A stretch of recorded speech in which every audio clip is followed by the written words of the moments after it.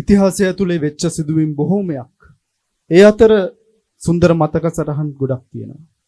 අපි ඊළඟට ගායනා කරන සිංහල සින්දු කියන නල්ලේ තිලක තියෙන කිරිල්ලි. එහෙම මතක සටහනක්. 83 කළු ජූලිය අපේ රට විනාශ කරද්දී ඒ අතරමැදින් මතුවෙච්ච සුබ සලකුණු. 83 ගිනි තිබ්බේ පුස්තකාලයට අපේ ජාතියට අපේ මිනිස්සු මැරුවා.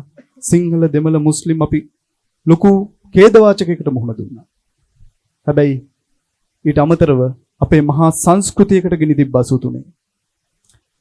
චිත්‍රපටි කලාව, සංගීතය සිංහලද දෙමළද මුස්ලිම්ද කියලා ભેදයක් තිබ්බේ නැහැ. අපි ගත්තොත් දමිළ සිනමාව, සිංහල සිනමාව එකට ගොඩනැගෙමින් ආපු කාලයක්. ඒ වැතුලේ හිටපු සිනමා අධ්‍යක්ෂකවරු, චිත්‍රපට නිෂ්පාදකයන්, ගීත රචකයන් ඒ බොහෝමයක් අපේ රට හැරලා ගියා. සිනමා ශාලා 83 කළු ජූලිය වෙලාවේ අපේ රටේ තිබිච්ච බොහෝ සිනමා ශාලාවල් වලට ගිනි තිබ්බා.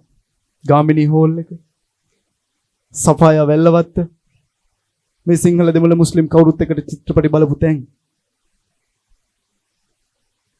ප්ලාසා වැල්ලවත්ත, ට්‍රියෝ දෙහිවල, රාජ් මීගමුව, කල්පනා නාරාහෙම්පිට, විජය චිත්‍රාගාරය අපේ රටේ මහා සංස්කෘතියකට ගෙන තිබ්බා.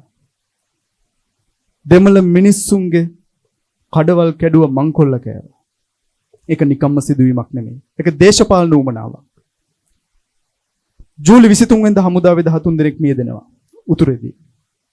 කැරලිකරුවන් දෙදෙනෙකුගේ මරණයකට පරිගැනීමක් විදියට.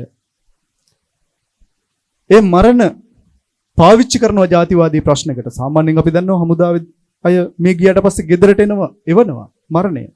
රාජ්‍ය ගෞරව සහිතව අවසන් කටයුතු කරනවා. හැබැයි ජේ.ආර්. බොරැල්ල කනත්තර මේ ටික ගේනවා කියන ප්‍රකාශය කරනවා. ජාතිවාදීන් මැර කණ්ඩායම් එකතු කරනවා. එකතු කරලා සංවිධානය කරනවා. කලබගෑනියක් ඇති කරනවා රටේ. ඛේදවාචකයක් ගොඩනගනවා රටේ. කේ වෙන්කට් හැරුණට පස්සේ බොහෝ අය රට හැතැරලා යනවා. අපේ බොහෝ අය අහලා තියෙනවා කේ වෙන්කට් දන්නේ නැති වුණාට කේ වෙන්කට්ගේ ගීත ගායනා කරන්නේ මොහොතින් බෙග් මහත්මයා. දන්සලට පන්සලේ පින්කම දවසට මොහොතින් බෙග් මහත්මයා ගායනා කරන කේ වෙන්කට් ලියපු ඒ සින්දු ඇහෙනවා. ඒ කේ වෙන්කට් කාර් එක ඇතුලේ තියලා පුච්චනව පණ පිටින් කළු ජූලිය. ඒ තරම් නරුමයි.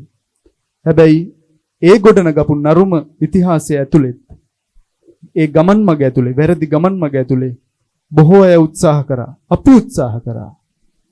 අපි සමාජවාදී තරුණ සංගමේ විදියට විටින් විට උත්සාහ කරා. ඒක අනවරත අරගලයක් අපි තුල තිබ්බා. අපේ රටේ ජාතික සමගිය ගොඩන ගන්න ඕන. අතුල සහෝදරය යාපනයේ ගියා වගේ මෙතන තරුණ සංගමේ බොහෝ අය යාපනයේ ගියා අතුල සහෝදරයා. අර කියපු නරඹන්න නෙමෙයි ඔබ ගියා වගේම ජාතික සමගිය ගොඩන ගන්න කොතනින්ද අල්ල ගන්න තියෙන්නේ? කොතනින්ද පටන් ගන්න තියෙන්නේ? අපිට නොතේරෙන හැඟීමක් කොතනින්ද තේරුම් ගන්න තියෙන්නේ? උතුරේ දමිළ සහෝදරවරුන්ගේ හදවත් තේරුම් ගන්න. ඔවුන්ගේ හැඟීම් තේරුම් ගන්න. භාෂාව නොතේරුණත් අපි යාපනයට ගියා.